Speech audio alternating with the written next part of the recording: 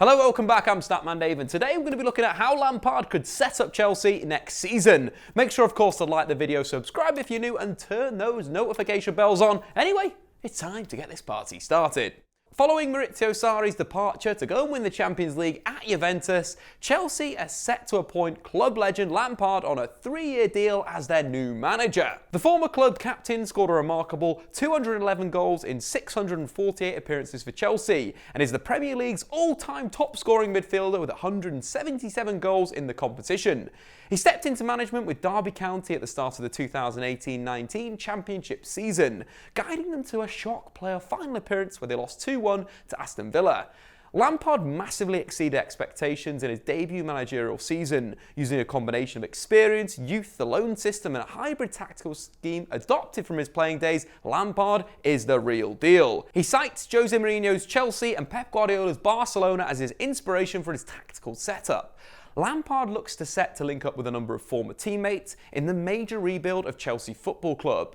It looks like he'll be joining Petr Cech, the new technical director, and Didier Drogba and Claude Makélélé as part of a new coaching setup, as well as a number of former players who are already employed by the club. It seems his coaching staff from Derby County will be joining him, with assistants Jody Morris and Chris Jones taking up residence in the dugout, while Steve Rands could join Chelsea's analytics team. But how could he set up Chelsea next season? At Derby, Lampard started the season in a 4-1-4-1. Until February, Derby focused on creating their chances with their front 5 players, through quick interplay and third-man runs. This allowed a lot of rotation of positions. The midfielders and the wingers would switch positions frequently. Whilst this is somewhat effective, there were 2 distinct units. The defensive unit rarely supported the attacks. From February onwards, though, Lampard made a tactical change which saw Derby become more of a cohesive side, working as a single unit. Earlier in the season, Derby would build up through their centre-backs and defensive midfielder, with their full-backs neither defending nor going forward, sort of sitting in no man's land, not contributing either in attack or defence or even the build-up, whilst the front 5 would stay high up the pitch and wouldn't get involved in the build-up either. Lampard's tweaks saw the wingers and midfielders still rotate positions, but what was more interestingly, whoever was in central midfield would drop to help out the defensive midfielder in the build-up, whilst the full-backs would push higher up the pitch. Interestingly, Derby's shape would drastically change depending on which third of the pitch they had possession in. In their own defensive third, it looks like a 4-1-4-1, looking to stretch their opponents by moving their team further away from the goal. In the middle third, it would become an asymmetrical 2-4-1-3, with one of the central midfielders dropping up to help in the build-up as the fullbacks pushed on. And as Derby progressed into the final third, it becomes a 2-2-3-3 as the fullbacks became more advanced. This tactical change had a big impact on right-back Jayden Bogle, who after returning from suspension after a red card against Accrington Stanley in the FA Cup was in red-hot form, largely thanks to his more advanced position. In the 17 games after his suspension, the young right-back assisted 8 goals and scored 2, accounting for 91% of his direct involvements for that season. But it wasn't just the young right-back who excelled. Derby's performances improved as a whole. In those 17 games, Derby just conceded 17 goals, whilst they scored 29 goals, a rate of 1 conceded and 1.7 scored per game. Compare that to the 29 games before this point, and they actually conceded 37 goals and scored 41, a rate of 1.3 conceded per game and 1.4 scored per game. This tweak from Lampard not only saw his team score more goals but concede fewer. This bodes very well for his managerial career moving forward. So, at Chelsea, it's fair to assume he'll utilise the 4-1-4-1 system. The midfield and defence largely picks itself, with the back 5 largely remaining the same as under Sarri, except the introduction of Andreas Christensen. N'Golo Kante picks himself and would excel as Lampard's defensive midfielder, whilst you'd expect Ross Barkley and Mason Mount to play as the free eights, at least until Ruben Loftus-Cheek returns from injury. But the departure of Eden Hazard and the limited forward options make this system difficult to implement. Christian Pulisic would slot in on the right, whilst Pedro and Willian would fight it out from the left. Of course, Callum Hudson-Odoi unfortunately is injured until at least October. He would easily play on that left-hand side, but if Lampard has to start the season without him, potentially needs to adapt his shape. You're looking at the likes of Pedro, who only scored 8 goals in the Premier League last season, only 2 in 2019, whilst Willian is yet to score in 2019 and has only picked up 3 assists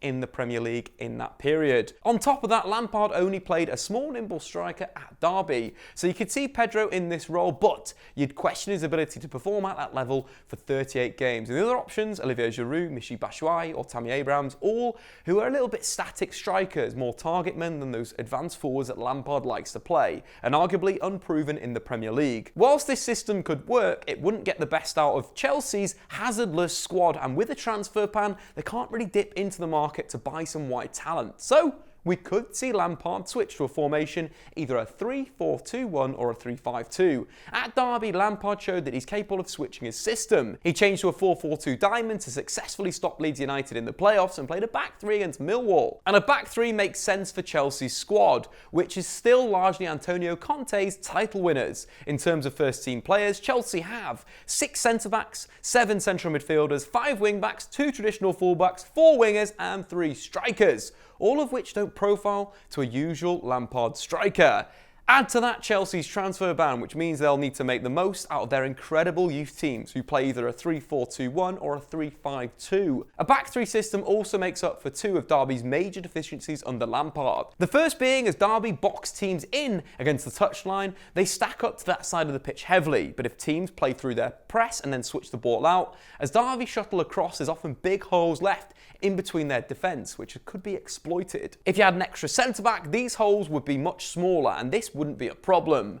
And the second was when Derby were building up. The defensive midfielder would often get caught in possession, either giving the ball away through a bad pass, or if they carry the ball out the back and then get tackled, which allowed their opponents to break onto their widely spaced out back four, which again had massive holes in it. Having an extra centre-back would again close those holes and wouldn't make this such a disastrous error. So, how could this look at Chelsea? The appointment of Lampard, and with him, Jody Morris, would see an emphasis on giving youth a chance at Chelsea, considering the average age of his Derby debutants was just 18.5 years old. You've got a former Chelsea youth manager in Morris, and the last 3 Academy Player of the Years are all at Chelsea. In Fikayo Tomori, Mason Mount and Reece James, and I expect them to be given opportunities to showcase their talent. Kepa would be between the sticks, and I expect to see Luiz and Rudiger, once he's returned to fitness, to take 2 of the 3 centre-back spots, with Christensen filling in for Rudiger and then eventually phasing out David Luiz. The third centre-back could be filled by either Azpilicueta, who played there under Conte, or the returning Loonies, Kurt Zuma or Tomori. As Derby's Player of the Year, I think Lampard would give Tomori a chance to impress. The Canadian won 107 tackles and made 67 interceptions in the Championship last season, more than any other Derby centre-back or any Chelsea player. But also the major benefit of playing 3 at the back would allow Chelsea to return to wing-backs, giving Chelsea more options in the final third. The wing-backs would be expected to push up in the attacking phase and provide an option on the overlap in the final third. This movement would allow the central players to stay central and create chances through quick interplay, something that Lampard's Derby were excellent at. Fortunately, Chelsea have a plethora of natural wing-backs, and their transfer ban would mean they could afford to give these guys an opportunity to impress and evolve tactically. Marcos Alonso would return to his favoured position after a turgid season playing in a back 4. His 2 seasons under Conte, where he played left wing back, saw him being directly involved in 18 Premier League goals, so it'd not be crazy to give him a chance to return to his best. Chelsea also have good competition at left wing back, with youngsters Jay Da Silva and Juan Castillo looking very promising for both Bristol City and of course Chelsea's youth sides respectively, and could force Alonso out if he doesn't return to his best. Reece James would deputise at right wing back. Could be a really interesting option. David Zapata hasn't ever staked a starting claim, and Cesar Azpilicueta is better suited at full back or in an outside centre back role. So Wigan's Player of the Year should be given a chance to impress. James would fit well into Lampard's fluid system, having played right back, defensive midfield and centre back for Wigan last season. James is equally adept at coming inside, as contributed on the overlap, and would add a really interesting tactical element to Chelsea's right flank. If Lampard decided to play Pulisic higher up the pitch, Pulisic could drift wide as a central winger into those wide areas, combine and then look to get crosses into the box, allowing James to drive inside and overload that central area. Of course, N'Golo Kante would provide that solidity in defensive midfield as a sole holder. Where Derby had deficiencies at defensive midfield with either Tom Huddleston or Bradley Johnson, Kante would be the perfect guy, adept at covering across the pitch but also driving out with the ball at his feet. Very good in the dribble, Kante. Kante has got a superb success rate when he's carrying the ball out from the back, something that Derby lacked last season that Kante can bring to Chelsea. Ross Barkley or Ruben Loftus-Cheek, once fully fit, would provide the goal threat, whilst Mason Mount would add a little bit of creativity. Mount is a player of real quality, a central midfielder in the mould of Iniesta. The 20-year-old is phenomenal on and off the ball. Derby pressed exceptionally well under Lampard, and the England youth international often led Derby's second line of pressure and finished the season in the top 10 of pressing regains per 90 for attacking midfielders and wingers.